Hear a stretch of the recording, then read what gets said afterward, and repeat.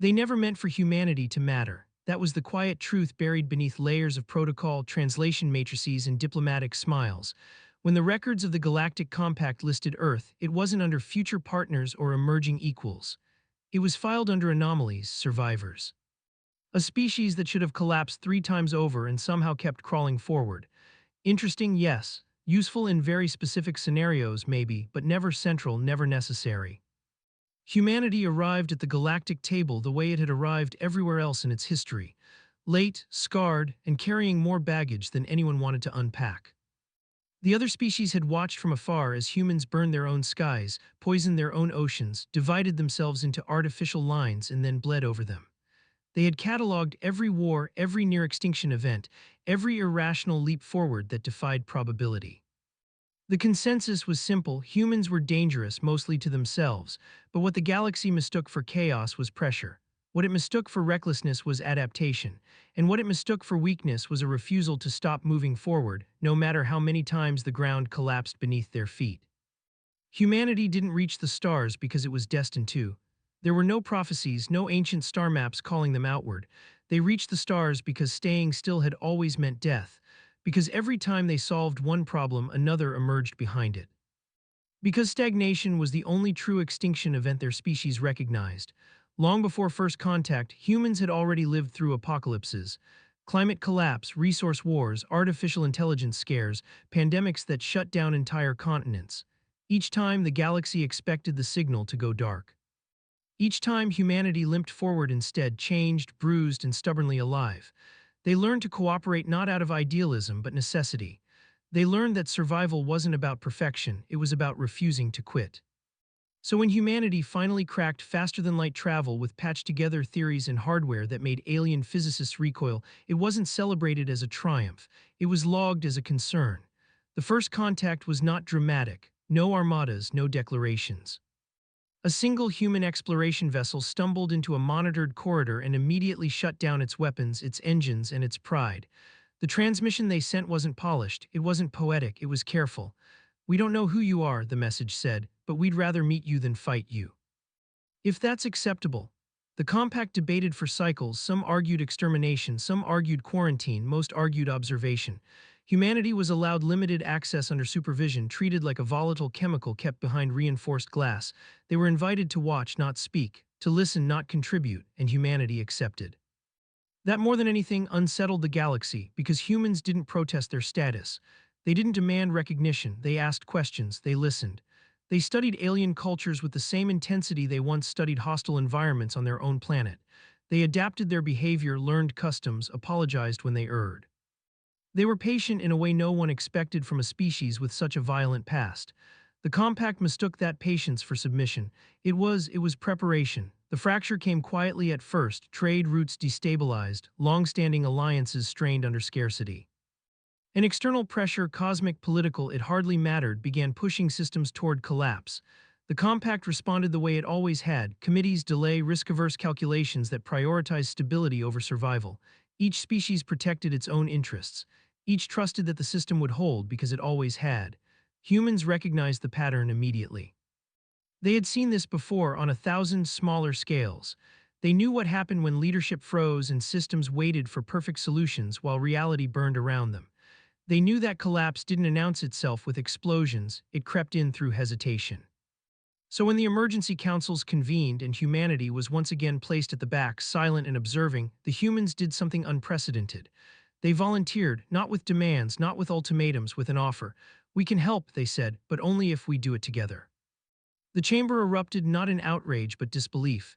Humanity had no standing, no fleets to rival the great powers, no ancient technologies, no guarantees. What they offered instead was shared risk, integrated command, mutual accountability, concepts that made entrenched hierarchies deeply uncomfortable. Some laughed, some were offended.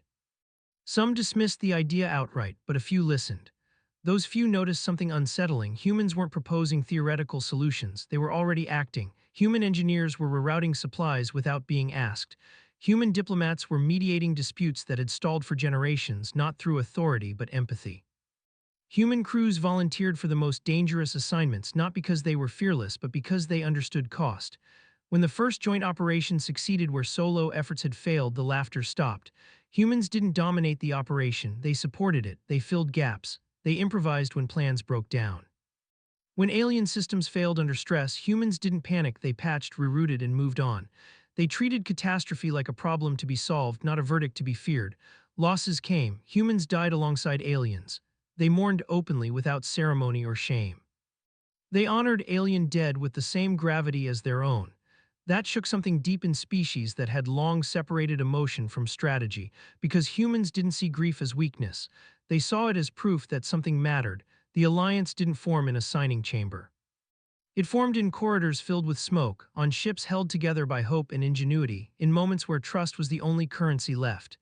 Species that had never shared command before began deferring to human coordination, not because humans demanded it, but because it worked. Protocols changed, language shifted. The compact stopped asking whether humanity belonged and started asking how they had missed the point for so long. Humans weren't perfect allies, they argued, they made mistakes. They pushed boundaries and questioned authority in ways that made ancient civilizations deeply uncomfortable, but they also showed up every time. With solutions that weren't elegant but effective, with a belief that survival was a team sport. When the crisis finally broke, when the galaxy stood not victorious but intact, the compact faced a truth it could no longer ignore. Humanity hadn't saved the galaxy alone. They had shown it how to save itself. The first intergalactic alliance wasn't declared with fanfare. It was acknowledged with something far rarer, humility. The records were amended. Humanity's designation changed, not to conquerors, not to saviors, partners, equal, unpredictable, resilient partners. And as the stars settled back into something resembling order, a new doctrine quietly spread through the galaxy. When systems fail, when plans collapse, when survival becomes uncertain, find the humans. They've been here before. What followed the alliance was not peace. That was the second misunderstanding. The galaxy had assumed that unity meant stillness, that cooperation would smooth the sharp edges of existence and usher in an era of predictable order. That assumption came from civilizations that had grown stable long before humanity ever reached the stars. Species that had climbed their evolutionary ladders without ever breaking rungs beneath themselves. Species that believed equilibrium was the natural end state of progress. Humans knew better. Stability to them was not a destination. It was a momentary condition that had to be defended, renegotiated, and rebuilt every single day. They did not expect the alliance to end conflict. They expected it to change the way conflict was faced, and that expectation reshaped everything. The first true test of the alliance came not from an external enemy but from within. Old rivalries did not vanish simply because humans had joined the table. Ancient grudges, measured in millennia, did not evaporate under the weight of a few shared victories. Some species resented humanity's sudden influence, others feared it. A few quietly began preparing contingencies, just in case the unpredictable newcomers became a threat. Humans noticed, they always did. On Earth, history had taught them a painful lesson: distrust ignored was far more dangerous than distrust confronted. So instead of responding with secrecy or force, humanity did something deeply unsettling to the galaxy. They addressed it openly. Human representatives requested joint transparency councils, mixed species oversight teams, shared intelligence frameworks that removed the illusion of unilateral control. To many alien leaders, this sounded like madness. Power was something to be hoarded, not distributed. Security came from asymmetry, not balance. Humans disagreed. They had learned through bitter experience that systems built on imbalance eventually collapsed under their own weight. That fear multiplied in darkness. That secrets festered until they exploded, so they dragged everything into the light: mistakes, failures, internal dissent. Human history itself was opened, unfiltered, and unredacted to the Alliance archives. The genocides, the slavery, the wars fought over ideology, resources, belief. Humanity did not sanitize its past, it presented it as evidence. This is what happens, they said, when cooperation fails. The reaction was immediate and visceral. Some species were horrified, others were disgusted. A few were genuinely afraid. How could a species with such a violent history be trusted? How could something so flawed be allowed such influence? Humans did not argue, they waited. Because they knew something the galaxy did not yet understand. Survival does not come from purity. It comes from learning faster than the damage accumulates. Over time, patterns emerged. Human-led task forces resolved disputes that had stalled for centuries, not by enforcing outcomes but by reframing stakes. Humans had an uncanny ability to identify what each side was actually afraid of, rather than what they claimed to want. They spoke in plain language, they asked uncomfortable questions, They refused to accept that's just how it's always been as an answer. Aliens found this infuriating and effective. Where other species optimized for elegance, humans optimized for resilience. Redundancies layered on redundancies. Backup plans that assumed failure as a baseline condition. Cultural practices that encouraged dissent rather than punished it. To species accustomed to rigid hierarchy, this looked like chaos. But chaos that bends is harder to break. The Alliance fleets reflected this philosophy. Human vessels were not the most advanced nor the most powerful. They were modular, adaptable, endlessly customizable. Human crews trained across disciplines, able to fill multiple roles when casualties mounted. Alien observers initially dismissed this as inefficiency, until the first major engagement proved them wrong. When an unexpected cascade failure ripped through a multi-species fleet formation, command structures collapsed. Ships waited for orders that never came. Humans did not. They acted, independently but in alignment. Crews rerouted power, redistributed resources, coordinated rescues without centralized authority. The battle was not won cleanly, but it was survived. In survival, humans reminded the Alliance was the only prerequisite for tomorrow. Losses weighed heavily. Humans held memorials that included everyone, no matter the species, no matter the rank. Names were spoken aloud, stories were shared, silence was respected.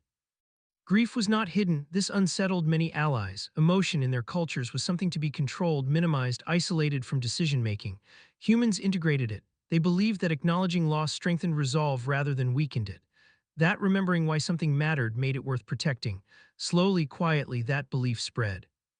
Alien crews began adopting human rituals not as imitation but adaptation, shared meals after operations, informal debriefs where rank dissolved and honesty flourished, small moments of connection that built trust faster than treaties ever had. The alliance was changing not because humans demanded it but because it worked. There were still those who resisted, those who waited for humanity to overreach, to fail spectacularly, to prove every fear justified. Humans knew this too. They didn't rush to disprove it. They didn't seek validation. They focused on the work. Years passed, crises came and went. Each time the Alliance responded faster, smarter, together. Humanity's role became less novel and more foundational, not leaders above the rest, but connectors between them, translators of intent, builders of bridges where none had existed. The galaxy began to understand something profound. Humans were not special because they were stronger or smarter. They were special because they had learned how to survive being wrong. That lesson reshaped doctrine across dozens of civilizations. Training programs incorporated human-style scenario planning, assuming worst-case outcomes and practicing recovery rather than prevention alone. Diplomatic frameworks adopted human conflict resolution techniques rooted in empathy rather than dominance. Even military philosophy shifted, emphasizing adaptability over brute force. Humanity did not claim credit, they rarely did. When asked why they were so invested, why they poured so much effort into a galaxy that had once dismissed them, the answer was always the same: because we know what it's like to be alone. The first intergalactic alliance did not make humanity heroes. It made them something far more dangerous. It made them necessary. And in a universe that had long believed necessity was dictated by power, humanity quietly proved otherwise. They proved that endurance, cooperation, and the stubborn refusal to give up on each other could reshape the stars themselves. And the galaxy at last stopped underestimating the species that had survived its own worst impulses and chose again and again to keep going. They tried to measure humanity after that. That was the next mistake. The alliance, newly forged and still fragile, began doing what institutions always do once something unexpected proves useful. It attempted to define it. Committees commissioned reports. Think tanks modeled human behavior. Analysts searched for predictive patterns that could be codified, standardized, controlled. They wanted a formula, a doctrine. Something that could be taught without context and applied without risk. Humans watched this effort with a familiar, weary recognition. They had done this to themselves once. Long ago on Earth, humans had believed they could reduce success to systems and failure to deviations. That if they just perfected the rules, eliminated uncertainty, optimized every variable, the future would behave. It took centuries of broken models and unintended consequences to teach them the truth. Complexity doesn't obey simplification, it punishes it. So when the Alliance asked humans to explain what made them effective, the answer frustrated everyone. There isn't one thing, they said. There never was. Some aliens insisted there must be. Every species had a defining advantage: superior cognition, collective consciousness, biological resilience, technological elegance. Humanity surely had one as well. Humans considered this. Then they answered honestly. Our advantage, they said, is that we expect things to go wrong and we plan around that expectation instead of denying it. That answer unsettled more than it clarified. Because it implied something deeply uncomfortable, that much of the galaxy's suffering wasn't inevitable but self-inflicted through rigidity, through the refusal to admit that plans break, leaders fail, and systems collapse. Humans didn't see failure as shameful, they saw it as data. This philosophy began to permeate alliance culture in subtle ways. Training simulations no longer ended when objectives were met, they continued through failure scenarios to evaluate recovery. Command structures were stress-tested not for efficiency, but for adaptability. Even civilian governance experimented with human-style contingency frameworks, policies designed not to prevent disruption but to absorb it. Results followed, not perfection, improvement. And improvement, humans argued, was the only metric that mattered. Of course, not everyone agreed. There were worlds that rejected the alliance outright, viewing its philosophy as destabilizing. To them, humanity represented entropy, an agent of disorder masquerading as cooperation. These worlds withdrew, fortified their borders, and prepared for a future where humans would inevitably become a threat. Humans did not chase them, they let them go. This restraint confused the galaxy more than aggression ever could have. Why allow dissent? Why tolerate fragmentation? Why not consolidate power while the momentum favored them? Because humans had learned something the hard way, forced unity fractures faster than chosen cooperation. People and species had to arrive at trust on their own terms. Anything else was temporary at best, catastrophic at worst. So the alliance grew organically, slowly, imperfectly. It expanded not through conquest but credibility. Worlds joined not because they were compelled, but because the alternative looked worse. The turning point came during what later historians would call the silent collapse. It began in a peripheral cluster far from the alliance core, far from human influence. A cascade of infrastructural failures crippled multiple systems simultaneously. Communications died, supply lines evaporated, local governments froze, waiting for instructions that could not arrive. By the time distress signals reached Alliance space, the situation was dire. Humans responded first, not because they were ordered to, but because they recognized the pattern. They deployed mixed-species teams with minimal oversight, empowered to make decisions on the ground. They prioritized restoring basic functionality over preserving hierarchy. Food, water, medical care, communication, everything else could wait. Alien commanders balked at this approach. It violated protocols. It risked political fallout. It sacrificed long-term optics for short-term relief. Humans did it anyway. The collapse was halted, not reversed, not erased, but stopped from becoming an extinction-level event. Casualties were heavy. Infrastructure was shattered, but the systems survived. And so did the people. In the aftermath, something shifted.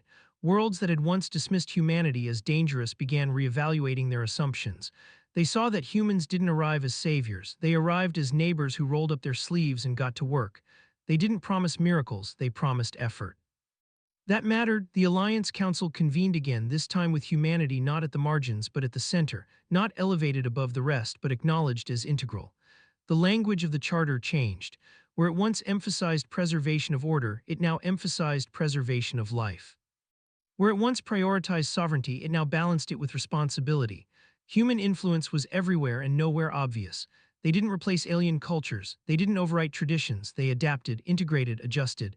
Their presence felt less like occupation and more like scaffolding, supportive, temporary, designed to be removed once stability returned. That humility earned trust. Trust earned cooperation, and cooperation rewrote the future.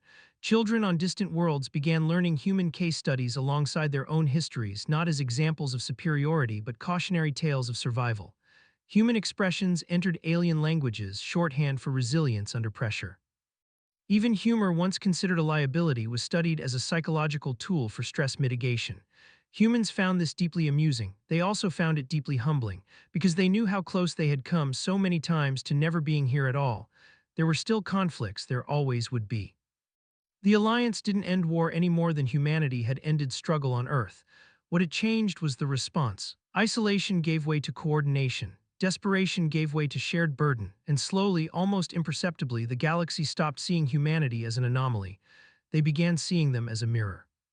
A reflection of what happens when a species survives its worst instincts and chooses again and again to be better than yesterday. The first intergalactic alliance was no longer just a pact, it was a practice. A living, evolving commitment to the idea that survival is not a solo endeavor. That strength is not measured by dominance but by the ability to endure together. that the future belongs not to the flawless but to the adaptable. Humanity didn't claim to have all the answers. They simply refused to stop asking the right questions. And in a universe that had grown comfortable with certainty, that refusal changed everything. Time did what time always does. It tested the lie that things would stay the same.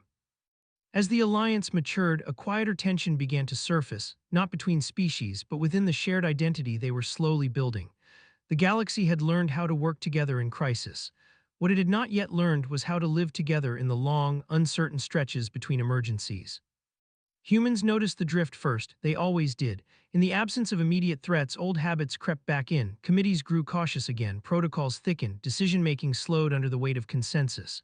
The alliance, born from urgency, risked suffocating under its own desire for control. Humans had seen this cycle before too. On Earth, they had watched institutions fossilize, structures built to solve problems gradually becoming obstacles to solving new ones. Success bred complacency, stability bred fear of change, and fear left unchallenged bred stagnation. So humans did something that once again made everyone uncomfortable. They disrupted the peace, not with violence, not with rebellion, with questions.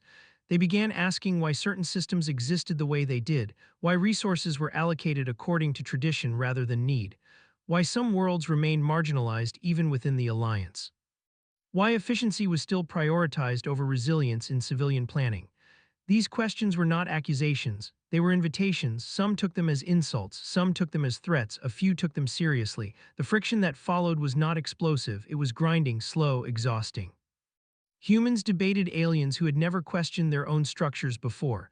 They challenged assumptions held sacred for millennia. They pushed for pilot programs, controlled experiments, incremental change rather than sweeping reform. Try it, they said. If it fails, we'll learn something. That mindset terrified civilizations built on the idea that failure was unacceptable. Humans countered with lived experience. Failure isn't the end, they said. Ignoring it is. This philosophical divide came to a head during a resource redistribution crisis that should have been routine. Several developing systems requested increased support after a series of environmental disruptions. According to Alliance precedent, aid would be limited, calculated to prevent dependency, distributed evenly to avoid favoritism. Humans objected, not emotionally, logically. They demonstrated using Alliance data that equal distribution under unequal conditions produced predictable collapse. That helping everyone a little often helped no one enough. That triage was not cruelty but honesty. The debate was fierce. Some accused humanity of favoritism. Others warned that setting such a precedent would destabilize the alliance. Humans listened. Then they offered a compromise that reflected everything they had learned about survival. Temporary imbalance, transparent metrics, clear exit conditions, help those at greatest risk first, not forever, not blindly but deliberately. It worked, not perfectly, nothing ever did, but systems stabilized. Dependency decreased over time instead of increasing. Worlds recovered faster than projected. The data spoke louder than ideology ever could. Trust deepened not because humans were right, but because they were willing to be accountable. That accountability became humanity's quiet signature within the alliance. When plans failed, humans owned it publicly. They didn't deflect blame or hide behind complexity. They said, "We thought this would work, it didn't, here's what we learned." This behavior baffled species accustomed to political theater and institutional denial. It also made humans reliable. As generations passed, something remarkable happened. A new cohort of leaders emerged across the alliance, raised on shared history, mixed crews, hybrid cultures. To them, humanity wasn't an anomaly or a cautionary tale. They were part of the foundation. These leaders thought differently. They planned with uncertainty baked in. They valued dissent as an early warning system. They understood that cooperation was not an achievement but a discipline. Human influence had done what no decree ever could. It had normalized adaptability. Of course, the universe never stays quiet for long. The next great challenge did not announce itself with fleets or explosions. It arrived as a slow, creeping instability, an existential question rather than an immediate threat. A region of space where physical laws behaved unpredictably. Technology malfunctioned, navigation failed, colonies faced abandonment, the alliance hesitated. Humans did not. They didn't rush in blindly. They didn't claim answers they didn't have. They assembled interdisciplinary teams, scientists, engineers, sociologists, historians. They treated the phenomenon not just as a technical problem but a human one. How do people survive uncertainty, they asked. What keeps communities intact when rules stop working? The answers came from unexpected places, ancient human disaster studies. Psychological research on long-term isolation, cultural practices that fostered meaning when control was impossible. Aliens listened, together they adapted, they redesigned technology to fail gracefully rather than catastrophically. They restructured settlements to prioritize community resilience over efficiency. They trained crews not just to operate systems, but to function without them. The region did not become safe, but it became survivable. That distinction mattered, and in that moment the galaxy finally understood the deepest human contribution to the Alliance. Humans did not bring certainty, they brought courage in the absence of it. They did not promise safety, they promised presence. Where others sought to eliminate risk, humans sought to endure it together. Where others feared the unknown, humans met it with preparation and humility. They had spent their entire existence navigating a world that never stopped changing. Why would the universe be any different? By the time the Alliance marked its first major anniversary, measured not in years, but in the number of catastrophes survived, the question was no longer whether humanity belonged. The question was how the galaxy had ever functioned without them, not because humans were superior, but because they were honest about being fragile. And in a universe that had long equated strength with invulnerability, that honesty became the most powerful force of all. In the end, it wasn't a war or a catastrophe that sealed the Alliance forever. It was a choice, a quiet one. The kind that doesn't echo with explosions or declarations, but with understanding. The moment came when the Alliance faced a question it had never truly confronted before. What happens when survival is no longer the problem? For the first time since humanity had joined the stars, there was no immediate crisis. No collapsing systems, no existential threats on the horizon. The Alliance was stable, truly stable in a way few civilizations ever experienced. Trade flowed, borders held, knowledge moved freely. Conflict still existed, but it was contained, negotiated, managed. The galaxy had reached something dangerously close to comfort, and comfort humans knew was a crossroads. Some voices within the Alliance began to argue that humanity's influence was no longer necessary, not maliciously, not dismissively, simply pragmatically. The systems humans had helped build were strong now, the doctrines resilient, the cultures accustomed to cooperation. Why keep inviting disruption? Why keep listening to the species that insisted on questioning everything? Humans heard these arguments, and for the first time they didn't push back immediately. They understood the temptation. They had lived it themselves. On Earth, they had often mistaken calm for permanence, success for finality. They had learned again and again that assuming progress was irreversible was the fastest way to lose it. So when the Alliance Council convened to discuss humanity's long-term role, humans did not argue for more power, they argued for less. They proposed something radical, a gradual decentralization of influence, shared leadership rotations. Cultural exchange programs designed not to spread human ideas, but to dissolve dependence on any single species' philosophy, including their own. This stunned the Council. Why would a species voluntarily step back from a position of influence it had earned? The human answer was simple. Because alliances don't survive if they revolve around one voice, they said, and we didn't come this far just to become another center of gravity. They reminded the galaxy of something essential. Humanity had never wanted to lead the alliance. They had wanted it to last. That distinction mattered. The proposal sparked long debates, careful revisions, hesitant acceptance. It wasn't perfect. Some feared losing momentum, others feared chaos. Humans acknowledged those fears and shared them, then they moved forward anyway. The transition was slow, deliberate, painfully human in its imperfection. Mistakes were made, power vacuums formed and were filled.